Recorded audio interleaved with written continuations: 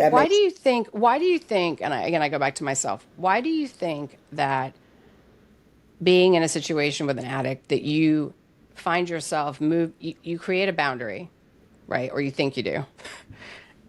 Why is it so easy for us to move that boundary?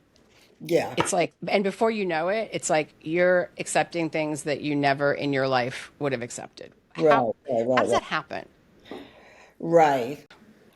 That's a very complicated question to synthesize into one answer, but I would say that it probably is the ability to split the person off into two parts so that you start to perceive them as the loving self who would otherwise be loving but for the addiction, which actually is facilitated by some of the treatment, right? It's an illness, so therefore, it doesn't we have to be compassionate towards the illness, and so it sort of becomes bifurcated in a way. And they're really a loving person, and so therefore I should tolerate this part of them because it doesn't count because they don't really mean it. So therefore I stay really in a split position with them rather than saying, well, no, my whole life is a composite of both sides of the story.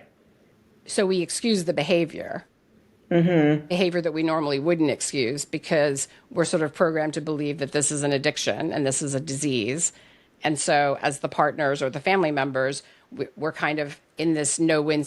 I felt like I was in a no win situation of, you know, I'm supposed to be loving and compassionate and understanding.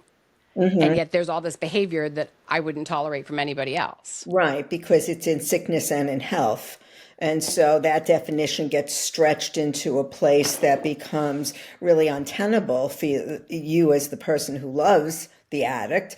Mm-hmm. But, so you start to do it at the expense of self, is really what happens, because you're so invested in trying to fix this to make it like one lens, like it's going to finally fit into, they're really going to be okay. And it's going to be okay if I could just make it okay. If I could just do that. Where are you in this storyline? How do we work on fixing the self in a way to say, I'm no longer going to tolerate this, or I can't tolerate this, or I count?